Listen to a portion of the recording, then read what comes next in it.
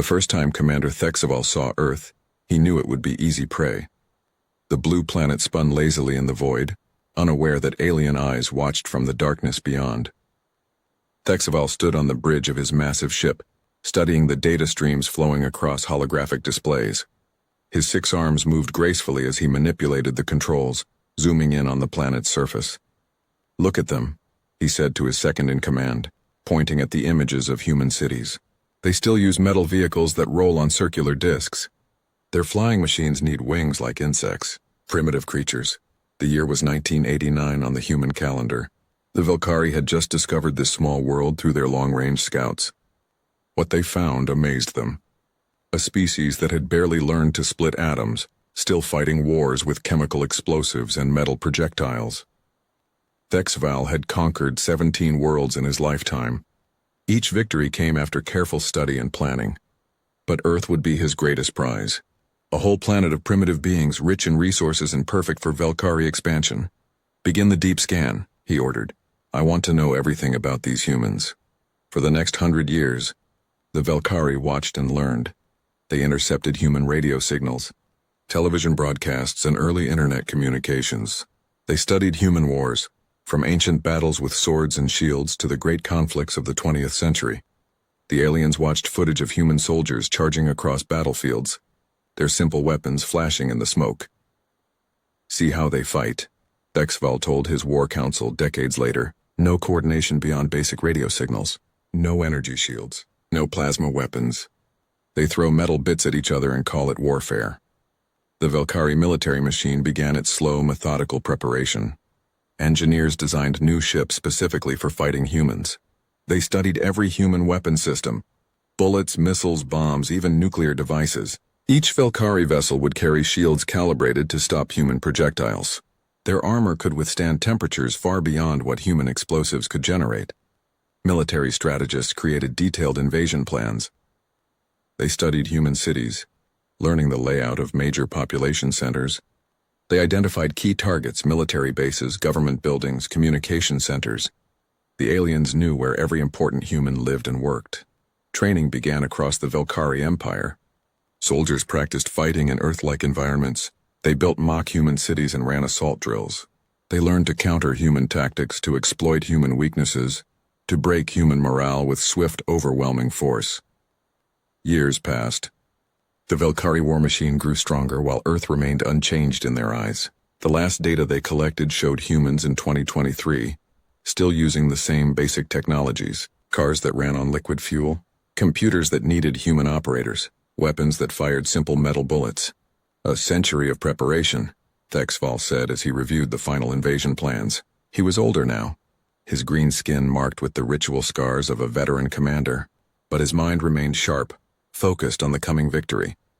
The invasion fleet assembled in the outer darkness. 50,000 ships, each one a masterpiece of Velkari engineering.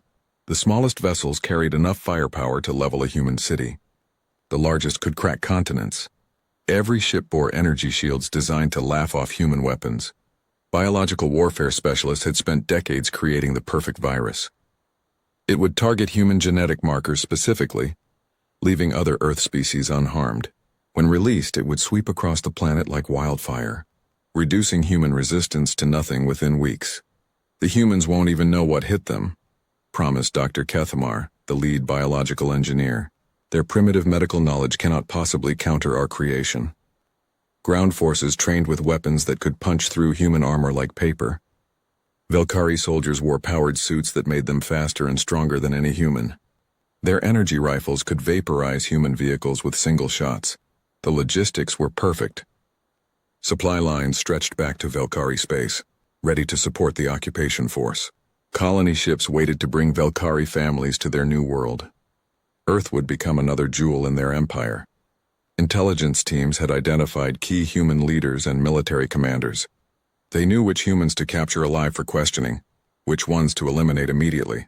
They had detailed psychological profiles of human decision-makers, complete with personal histories and character weaknesses. "Humans are emotional creatures," reported Intelligence Chief Yexnal. "They become paralyzed when facing overwhelming force. Their leaders will surrender rather than watch their cities burn." The Velkari had studied human culture extensively. They understood human art, literature, and entertainment. They knew what humans feared most: pain, death, the destruction of their families and homes. The Psychological Warfare Division had prepared broadcasts designed to break human will to fight. Combat simulations ran constantly, testing every aspect of the invasion plan.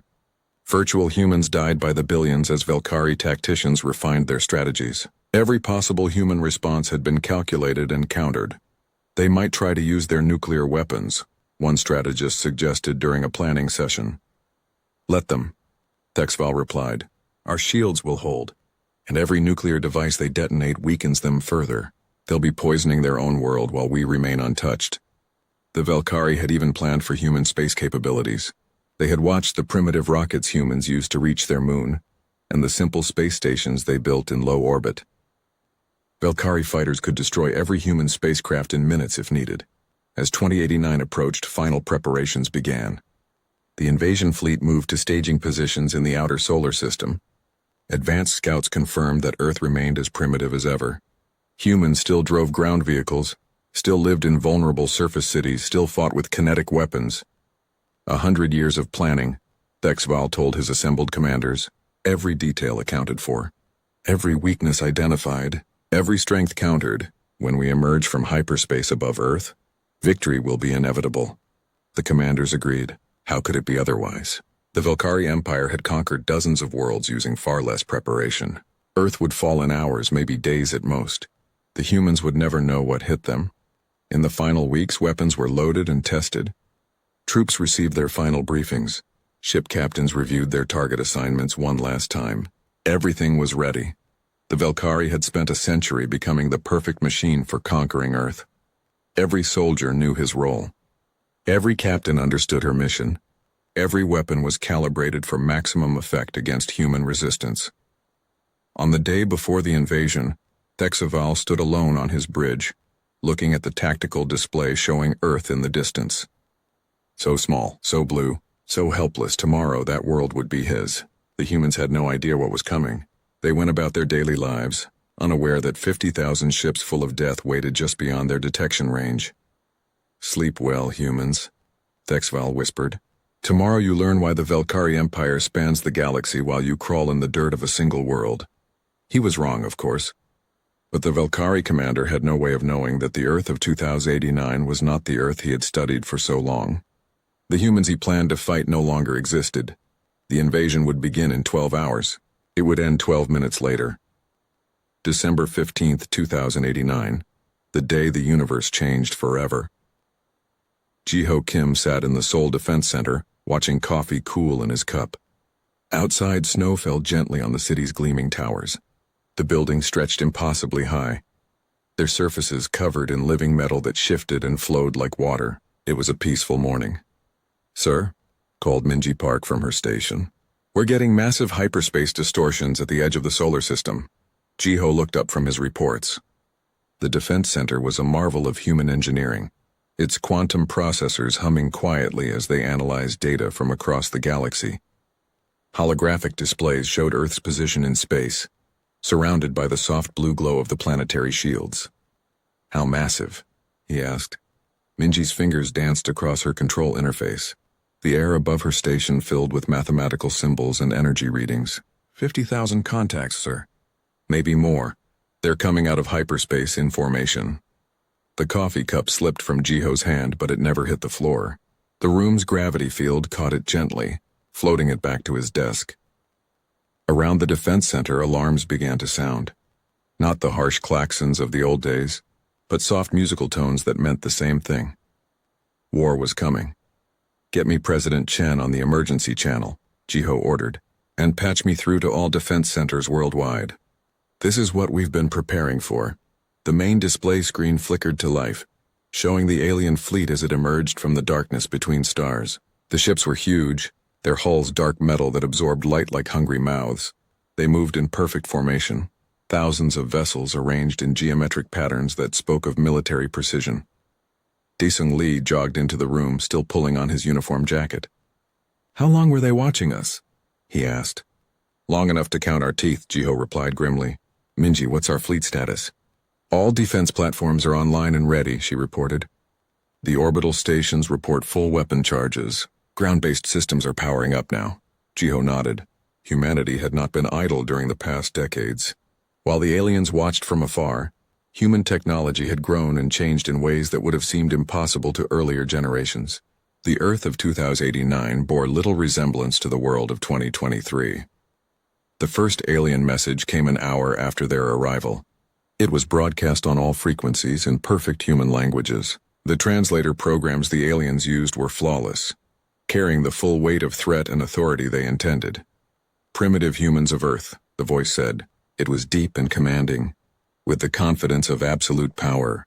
I am Commander Thexval of the Velkari Empire. Your world now belongs to us. Surrender immediately and your deaths will be swift. Resist, and we will make your species an example for the galaxy.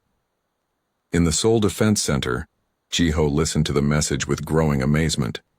Did these aliens really think humanity was still primitive? Had they been watching from so far away that they missed everything that changed? Open a response channel, he ordered. The alien commander's image appeared on the main screen. Thexval looked exactly like the monsters from old human movies, tall, green-skinned, with multiple arms and cold black eyes. He wore elaborate armor covered in alien symbols and stood on what was clearly a warship's bridge. Commander Thexval, Jiho said calmly, this is Defense Coordinator Kim of the Earth Defense Network. We've been monitoring your fleet since you entered our solar system 3 days ago. The alien's face showed surprise for just a moment. Impossible. Your primitive sensors cannot detect our stealth technology. Jiho almost smiled. Your stealth technology is quite good, but we've had time to develop countermeasures. Please state your intentions clearly. I have already stated them. Surrender or die. I see. Jiho looked at Daesung, who shrugged. Some things never changed. Then I'm afraid I must inform you that Earth refuses your generous offer. Please leave our solar system immediately. Thexval's laughter filled the defense center. Foolish humans. Do you not understand what you face? 50,000 ships, each one capable of destroying your largest cities. Weapons beyond your comprehension. Soldiers who could defeat your entire military. I understand perfectly, Jiho replied. The question is whether you do. Last warning, Commander. Leave now. The alien's image flickered off. Around the defense center, status boards began showing weapon systems coming online, not just on Earth but on the Moon. On Mars, on the orbital stations that ringed the inner solar system like a necklace of death. Incoming, Minji called out. The alien fleet is moving toward Earth. Estimated arrival in 30 minutes. Jiho stood up, straightening his uniform. Outside, the city continued its daily routine. People walked the streets, unaware that 50,000 alien warships were racing toward their world. They trusted their government to protect them. Jiho intended to keep that trust. Send the evacuation order to all surface cities, he commanded. Standard protocol, underground shelters only. Estimated duration 1 hour. Sir? Daesung asked. Shouldn't we tell them it might last longer? It won't, Jiho said with quiet confidence. Minji, what's the status on the orbital platforms? All weapons charged and ready. The new quantum railguns are showing green across the board. Antimatter torpedoes are loaded and targeted. The quantum railguns were humanity's first surprise for their alien visitors. The weapons could accelerate projectiles to significant fractions of light speed, giving them enough kinetic energy to crack planets. The antimatter torpedoes were the second surprise. Each one carried enough contained antimatter to vaporize a small moon.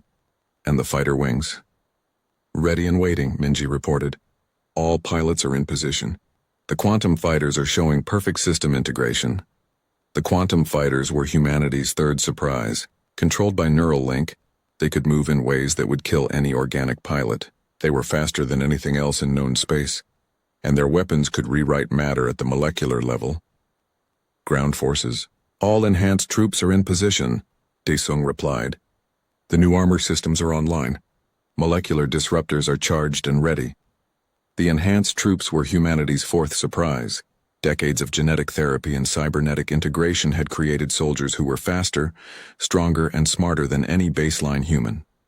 Their weapons could literally erase matter from existence. Sir, Minji called out, her voice tight with excitement. The alien fleet is dropping out of hyperspace at the edge of our defensive perimeter. On the main screen, 50,000 alien ships appeared like angry wasps around a hive. They moved with practiced precision, falling into attack formations that spoke of centuries of military experience. "They're good," Daesung admitted. "Look at that formation discipline. These aren't raiders or pirates. This is a real military force." "Yes," Jiho agreed, "but they're fighting the wrong war." The aliens had studied human warfare extensively. They knew every tactic humans had ever used, every weapon humans had ever built.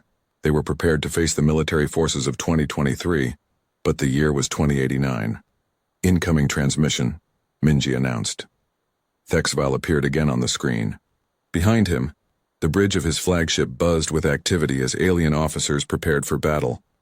"Final warning, humans," the commander said. "Surrender now or watch your world burn." Jiho looked around the defense center, at Minji, whose quantum computers could calculate battle strategies faster than any organic mind, at Daesung, whose enhanced reflexes could coordinate global military operations in real time, at the displays showing Earth's defenses, weapons and soldiers the aliens could never have imagined. "Commander Thexval," he said quietly, "you've made one critical error in your planning." "And what is that?" "You spent 100 years preparing to fight the humans of 2023. But today, you face the humans of 2089. Jiho cut the transmission and turned to his staff. "All units," he said into the global command network, "execute Operation Welcome Home. Show our visitors what humanity has become." The war that would last 12 minutes was about to begin. The first minute changed everything. Commander Thexval watched his forward scouts approach Earth's outer defenses. The primitive planet looked defenseless from space. Blue oceans, white clouds, and the scattered lights of human cities. Just as his intelligence reports had predicted, energy signatures detected, called his sensor officer. "Small defensive platforms in high orbit." Thexval nodded.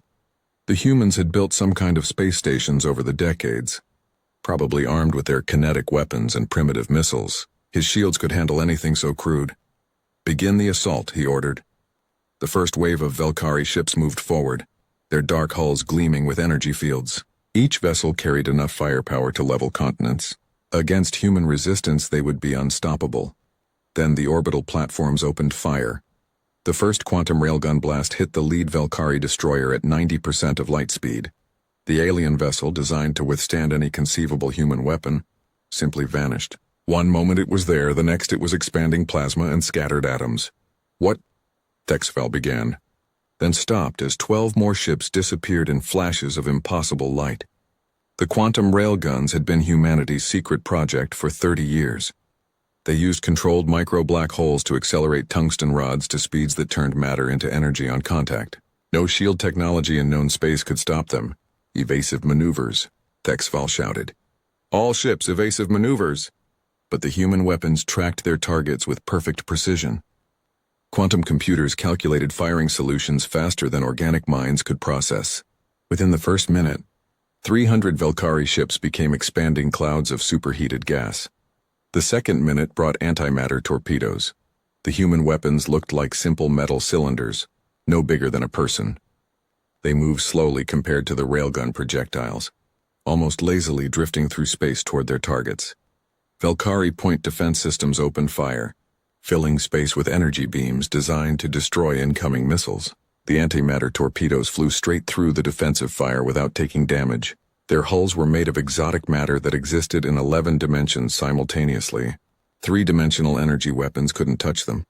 The first torpedo reached a Velkari battle cruiser. On contact, it released the energy equivalent of a small star into normal space. The alien ship and everything within 1,000 kilometers simply stopped existing. By the end of the second minute, the Velkari had lost 800 ships to weapons they couldn't understand or counter. "How is this possible?" Thexval demanded. His bridge crew scrambled at their stations, trying to make sense of sensor readings that violated everything they knew about physics. "Unknown, Commander," his science officer replied, fear creeping into his voice. "These weapons should not exist. The humans were primitives.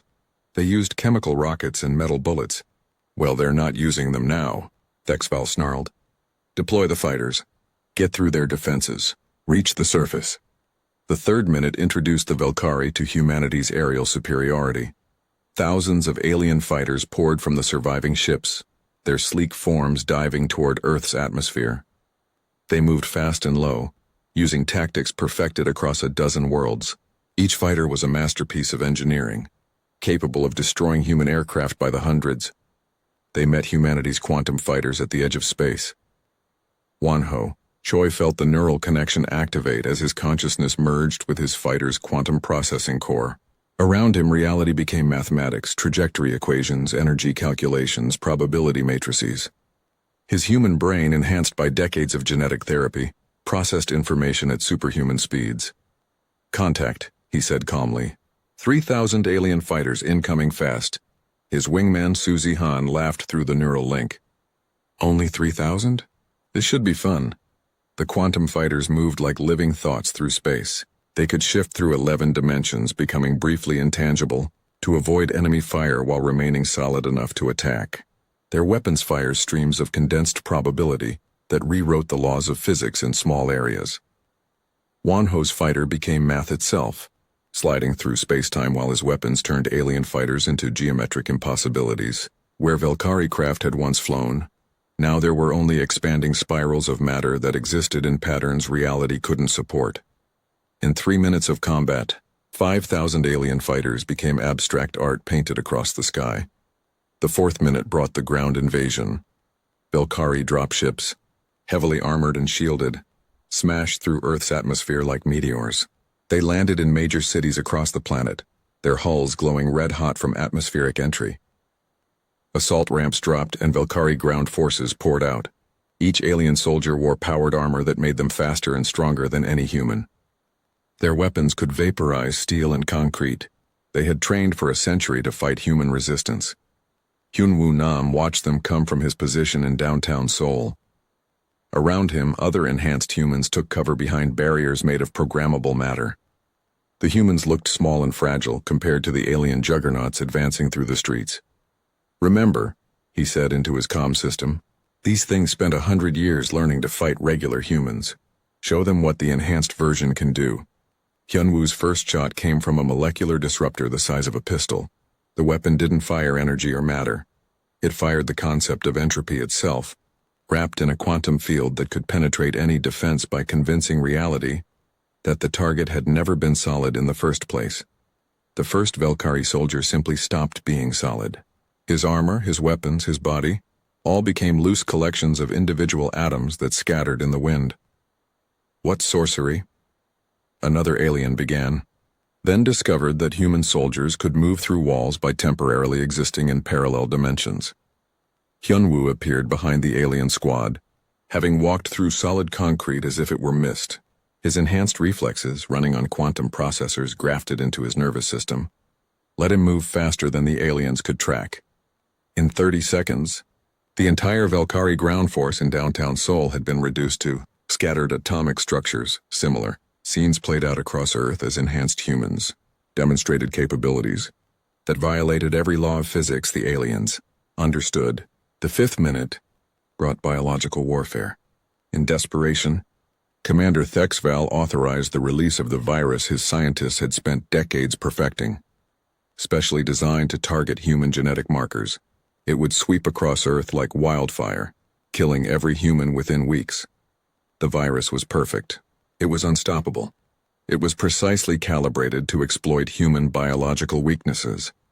It was also 66 years out of date. The humans of 2089 barely qualified as the same species as their ancestors. Genetic therapy, cybernetic integration, and controlled evolution had transformed them into something new. Their immune systems operated on quantum principles, capable of rewriting their own genetic code in real time to counter threats. When the Valkyrie virus encountered its first human victim, the result was not infection. Instead, the human immune system analyzed the virus, understood its function, and began broadcasting countermeasures through quantum-entangled white blood cells to every enhanced human on Earth. Within minutes, humanity had developed immunity to a weapon that was supposed to be their extinction. By the 6th minute, the Valkyrie invasion force was down to less than 10,000 ships. Thexval stood on his bridge, watching displays that showed impossible human capabilities. His century of planning, his perfect intelligence, his overwhelming superiority, all useless against an enemy that had changed beyond recognition. "Sir," his communication officer called out, "we're receiving a transmission from the planet." Jiho Kim appeared on the main screen, still sitting calmly in the Seoul Defense Center. Behind him, displays showed Valkyrie forces being systematically destroyed across the globe. "Commander Thexval," he said politely, "you have approximately 6 minutes before our coordinated counterattack eliminates your remaining forces. This is your final opportunity to surrender." "Surrender?" Thexval laughed bitterly. "I am Valkyrie. I do not surrender to primitives." "We're not primitives anymore," Jiho replied. "That's what you never understood.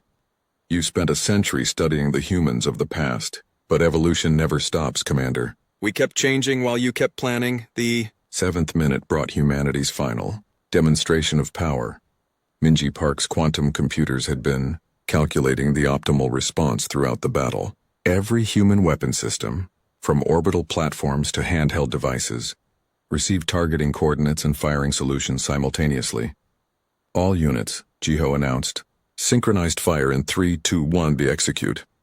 Every human weapon fired at exactly the same moment. Quantum railguns, antimatter torpedoes, molecular disruptors, probability cannons, entropy fields, and weapons that had no names in any language, all unleashed.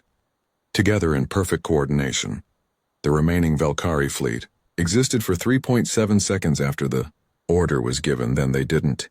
In the silence that followed, Thexval found himself alone on the bridge of his command ship. Everything else, his fleet, his soldiers, his century of preparation, was gone, reduced to expanding gases and quantum uncertainty. His ship's emergency systems had somehow protected him, but barely. Hull breaches vented atmosphere while fires. The silence was the worst part. Jiho Kim stood at the observation deck of the Seoul Defense Center, looking out at a city that had just survived an alien invasion. The snow still fell softly on the gleaming towers. People walked the streets below, many of them unaware that anything had happened at all. The whole battle had lasted only 12 minutes, barely enough time for most citizens to reach the underground. "Shelters. Casualty report," he said quietly, into his comm unit. Minji Park's voice came through the speaker, still carrying traces of disbelief. 847 injured, sir. Most from falling debris when the alien ships broke apart in orbit. 23 dead. 17 from a transport crash during the evacuation. 6 from a dropship that fell on an apartment building in Mumbai. Jiho closed his eyes. 23 people. Out of 8 billion humans on Earth, the invasion had killed 23. The aliens had brought 50,000 ships and planned for centuries. They had managed to kill fewer humans than traffic accidents did in a typical hour. And the aliens? Complete casualties, sir. We've identified maybe a dozen survivors total across the entire invasion force. Search and rescue teams are still looking, but Minji's voice trailed off. Jiho understood. 50,000 ships, millions of alien soldiers, all gone in 12 minutes of combat that had been less fair than a professional boxer fighting children. "Sir," Daesung Lee called from his station, "we've got survivors in Sector 7. A crashed command ship with life signs. Deploy a rescue team," Jiho ordered. "Full medical support. These beings came here to kill us, but we're better than that." The rescue operation took longer than the entire invasion. Human emergency teams cut through twisted alien metal with quantum torches, following faint life signals deeper into the wreckage. They found survivors in a heavily shielded data chamber, 3 Valkyrie technicians who had been protected when their ship's main systems failed. The youngest survivor was called Zivkin, barely an adult by alien standards. He had served as a junior data analyst, cataloging human weaknesses that were supposed to make the invasion easy. Now he sat in a human medical facility, his green skin pale with shock, trying to explain what had gone wrong. "We watched you for 100 years, he said in heavily accented but understandable English. The translation programs worked both ways. Every war you fought, every weapon you used. We knew everything about humans." Dr. Minacio checked his medical readings while he spoke. The aliens' biology was surprisingly similar to human norms. 2 hearts, complex nervous system, carbon-based chemistry. Different details, same basic design. "What did you know about us?" she asked gently. Zivkin laughed bitterly. "Metal bullets, chemical explosives, nuclear weapons that poisoned your own world. Vehicles that rolled on wheels or flew with wings. Computers that needed human operators. Communications limited to light speed. And when did you stop watching? Jiho asked from across the room. 2023, Zivkin replied. Our long-range sensors could gather detailed information from that distance, but the data took years to reach us. When Commander Thexval ordered the invasion, our newest intelligence was 66 years old. Jiho exchanged glances with Daesung. 66 years. In that time, humanity had developed quantum computing, neural interfaces, molecular engineering, dimensional manipulation, and weapons that could rewrite the laws of physics in localized areas. Why didn't you update your information? Minji asked. We tried, Zivkin said weakly, but your technology changed too fast. Every time our scouts sent new data, it was already obsolete. We couldn't keep up. That was the heart of it, Jiho realized. The aliens had spent a century perfecting a plan to fight humans who no longer existed. They had been so focused on their meticulous preparation that they never considered the possibility of their enemies evolving beyond recognition. Tell me about your weapons, Daesung said. The ones you brought to Earth. Zivkin described energy shields designed to stop kinetic projectiles, armor calibrated against chemical explosives, biological weapons targeted at baseline human genetics, and plasma rifles that could vaporize steel and concrete. Impressive, Daesung admitted. If you had invaded in 2023, you would have won easily. But we didn't, Zivkin whispered. We invaded a world that had become something else entirely. The alien data cores told the full story. The Velkari had indeed been thorough in their preparation. Their intelligence was comprehensive, their planning meticulous, their equipment perfectly designed for the task at hand. Everything they had built was exactly right for fighting the humans they had studied. The problem was that those humans no longer existed. Look at this, Minji said, displaying captured Velkari technology on the main screen. Their energy shields are actually quite advanced. The frequency modulation is elegant. The power systems are remarkably efficient. Better than our old technology? Jiho asked. Much better. If they had come 60 years ago, our weapons couldn't have touched them. But now. She gestured at the debris field still orbiting Earth. Now we use weapons that don't care about energy shields because they operate in different dimensions. The analysis continued for days. Human scientists studied every piece of alien technology they could recover, marveling at the sophistication and ingenuity. The Velkari had created engineering masterpieces. They just hadn't created them for the right war. It's like bringing a perfect sword to fight someone with a nuclear weapon, Dr. Yoon Seokjin observed as he examined alien armor samples. The sword is beautiful, deadly, expertly crafted, but it's still a sword. The psychological impact began spreading across the galaxy within hours. The Velkari Empire had been a major power, respected and feared by dozens of species. Their invasion fleet had represented the best of their military might. Now it was space debris, defeated by a species most aliens considered primitive. Sir, the communications officer called from his station. We're receiving transmissions from multiple star systems. It looks like. Diplomatic requests? Jiho frowned. Diplomatic requests? 12 different species have sent messages asking to establish formal contact with Earth. 3 are offering military alliances. 2 are requesting non-aggression pacts, and the officer paused. 1 is asking us to please not expand into their territory. The messages painted a clear picture. Word of humanity's victory had spread faster than the laws of physics should allow. Quantum communication networks carried the news across the galaxy in real time. Earth had destroyed the Velkari invasion force in 12 minutes with minimal casualties. The aliens watching from other worlds began reassessing everything they thought they knew about humans. Sir, Minji reported, I'm detecting massive fleet movements throughout the local region. It looks like 7 different species are mobilizing their military forces. Against us? Daesung asked, reaching for the alert controls. I don't think so. The movement patterns suggest defensive positioning. They're building barriers between their worlds and Earth. Jiho stared at the tactical displays showing alien civilizations hurriedly fortifying their borders against a human expansion that wasn't coming. The galaxy had suddenly realized that Earth was not a primitive backwater, but a sleeping giant that could destroy any army sent against it. And humanity had done it all by accident. The weapons, the enhanced soldiers, the quantum technology, none of it had been designed specifically for war. It was simply the natural result of human innovation and curiosity, applied to problems as they arose. What scares them the most? Jiho asked Zivkin during one of their interviews. The alien survivor thought carefully before answering. The speed of change. In the time it took us to travel from our staging area to Earth, just a few days, your defensive capabilities evolved. Our sensors detected new weapon systems coming online during the battle. You were adapting in real time, that was true. Human quantum systems had indeed evolved during the fighting, learning from each exchange and improving their responses. What the aliens faced in the final minutes was more advanced than what they had encountered initially. We've been watching other species for thousands of years, Zivkin continued. They change slowly, predictably. New weapons might appear every few centuries. New tactics take generations to develop. But humans, he shook his head, you change so fast that long-term planning becomes impossible. And that frightens them? Terrifies them. How do you prepare for war against an enemy who might become something completely different between the time you make plans and the time you attack? Jiho understood now why the galaxy was suddenly treating Earth with such careful respect. It wasn't just about human military power, though that was certainly impressive.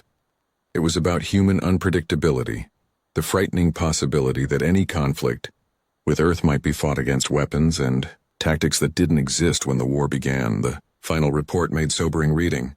Earth had faced an invasion by a technologically advanced civilization that had spent a century preparing for war. The battle had lasted 12 minutes. Human casualties 23 dead, 847 injured. Alien casualties, total extinction of invasion force. What do we do now? Taesung asked as they reviewed the final numbers. Jiho looked out at the stars, knowing that somewhere among them, alien civilizations were fortified. 1 week after the invasion, the galaxy held its breath. Jiho Kim walked through the construction site that had once been downtown Seoul's Central Park. All around him, teams of human workers and advanced fabrication systems built something that had never existed before. Earth's first interstellar vessel, constructed entirely from salvaged alien technology and human innovation. The ship rose from the ground like a metallic flower blooming in fast forward. Human engineers had studied the wreckage of Valkyrie vessels, learned their secrets and improved upon them in ways the original designers never imagined. What should have taken years of development was happening in days. Status report, Jiho said to Subin Yun, the young engineer overseeing the quantum drive installation. 97% complete. Sir, Subin replied, her hands dancing over holographic control interfaces. The drive core is stabilized and ready for initial testing. We've integrated Valkyrie hyperspace technology with our own dimensional manipulation systems. The result is, she paused, searching for words, it's like comparing a race car to a rocket ship. Through quantum communication networks that operated faster than light, news of Earth's victory had spread to every inhabited world within 1,000 light years. The responses varied wildly, but they all shared one common element: fear. Sir? Minji Park's voice came through the communication system. We're receiving another diplomatic message. This one's from the Centauri Federation, Jiho sighed. It was the 14th such message this morning. Ever since word of the Valkyrie defeat had spread, alien civilizations had been sending increasingly frantic communications to Earth. Some offered alliance. Others begged for non-aggression treaties. A few demanded that humanity remain confined to their home system. What do the Centaurians want? He asked. They're offering us 3 star systems completely uninhabited if we promise not to expand toward their territory. Daesung Lee laughed from his position near the ship's weapons array. They're trying to bribe us with empty space? It's not empty, Minji corrected. The systems contain significant mineral resources. The offer is actually quite generous by galactic standards. That was the strangest part of the new reality. Alien civilizations that had ignored Earth for centuries were now offering valuable concessions to a species they still thought of as primitive. The disconnect between their perceptions and reality was creating diplomatic chaos across the galaxy. Sir, a communications technician called out, we're receiving an emergency transmission from the Rigel Collective. They're claiming that human ships have been detected in their territory. Jiho frowned. That's impossible. We don't have any interstellar ships yet. That's what I told them. They insist they're seeing human quantum signatures at the edge of their space. Daesung accessed his tactical displays. It might be our deep space monitoring probes. We deployed them years ago to watch for incoming threats. The aliens probably couldn't detect them before, but now that they know what to look for. You mean we've been watching them the whole time? Jiho asked. Oh yes. We have observation posts throughout the local region. We just never announced their presence. The implications were staggering. While the galaxy thought Earth was an isolated primitive world, humans had actually been conducting covert surveillance of their neighbors for decades. The revelation would only increase alien paranoia about human capabilities. Get me a conference call with the World Defense Council, Jiho ordered. We need to establish a formal policy for dealing with galactic civilization. The conference took place in virtual reality, with leaders from every nation appearing as holographic representations in a shared digital space. President Martinez of the Americas, Chancellor Zhang of the Asian Federation, Director Okafor of the African Union, and dozens of others materialized around a circular table that existed only in quantum cyberspace. The situation is unprecedented, President Martinez began. We have dozens of alien species offering us territory, resources, and technology in exchange for promises that we won't expand aggressively. And 3 species have sent ultimatums, Chancellor Zhang added grimly. The Vegan Empire, the Core Worlds Alliance, and something called the Stellar Dominion are all demanding that we submit to galactic authority and accept restricted status. Director Okafor leaned forward in her chair. What does restricted status mean? Essentially, it means giving up our sovereignty and accepting alien oversight of our technology and expansion, Daisung explained. They want to ensure we don't become a threat to galactic stability. The room fell silent as the leaders absorbed this information. Earth had gone from unknown backwater to potential galactic superpower in the span of 12 minutes. The adjustment period was proving difficult for everyone involved. What are our options? Asked Prime Minister Nakamura of Japan. We can accept restricted status and become a supervised species, Jiho replied. We can negotiate for partial independence under alien oversight, or we can reject all external authority and proceed as an independent civilization. What happens if we choose independence? President Martinez asked. Minji's holographic form flickered as she accessed real-time intelligence data. Based on current fleet movements and diplomatic communications, approximately 30% of regional alien powers would accept our independence. 40% would attempt to contain us through economic and political pressure. The remaining 30% would likely consider preemptive military action. They would attack us? Chancellor Zhang asked. Not immediately, Daesung said, but several species are already discussing the possibility of forming a coalition to deal with the human problem, before we become too powerful to stop. Director Okafor smiled grimly. Too late for that, isn't it? The truth was that Earth's defensive capabilities had grown exponentially since the Velkari invasion. Human engineers, working with captured alien technology, had developed new weapons and defenses that made the systems used against the Velkari look primitive by comparison. The galaxy was discussing ways to stop humanity, while humanity was busy becoming unstoppable. There's another consideration, Jiho said. Our technology is still advancing rapidly. Every day we don't fight a war, we become exponentially harder to defeat. That was the key insight that alien strategists were beginning to understand. Humanity's greatest weapon wasn't any particular technology, it was the speed of human innovation. While other species developed new capabilities over centuries, humans could revolutionize their entire civilization in decades. The meeting continued for hours as Earth's leaders debated their response to galactic civilization. Some favored diplomatic engagement and gradual integration. Others pushed for aggressive expansion to secure resources and territory before alien coalitions could organize. A few suggested isolation, letting the galaxy worry about Earth while humans continued their rapid technological advancement. In the end, they chose a fourth option. We'll build the ships, Jiho announced. Not for conquest, but for exploration and contact. We'll meet our neighbors as equals and see who's interested in peaceful coexistence. Construction of the interstellar fleet began immediately. The first ship, designated Soul's Pride, was completed 6 days after the decision was made. It incorporated the best of human and Velkari technology, enhanced with innovations that neither species had achieved independently. Sub and Yoon stood at the ship's quantum drive controls as final systems came online. Around her, the engineering crew made last-minute adjustments to systems that would have been impossible to build just days earlier.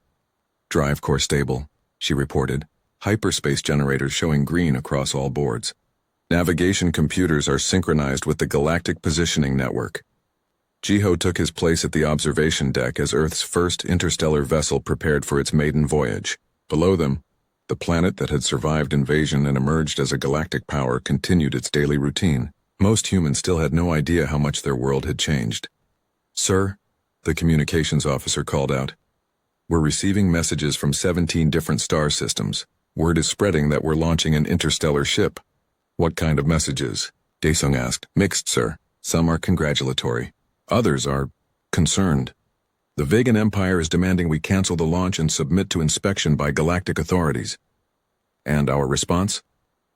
Jiho looked out at the stars, knowing that somewhere among them, alien civilizations were preparing for various possibilities. Some would welcome humanity as new partners in galactic civilization. Others would view human expansion as an existential threat requiring immediate action.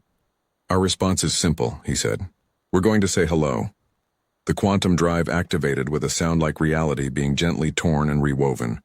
Space-time folded around the ship as it transitioned from normal space to hyperspace, carrying Earth's message to the galaxy. The ship's destination was a neutral space station in the Arcturus system, where representatives from dozens of species conducted interstellar commerce and diplomacy. It was the perfect place for humanity's formal introduction to galactic civilization. As the Soul's Pride disappeared into hyperspace, carrying Earth's first interstellar diplomatic mission, Jiho remained on the observation deck. The stars looked different now, not distant points of light but neighboring worlds that would soon learn what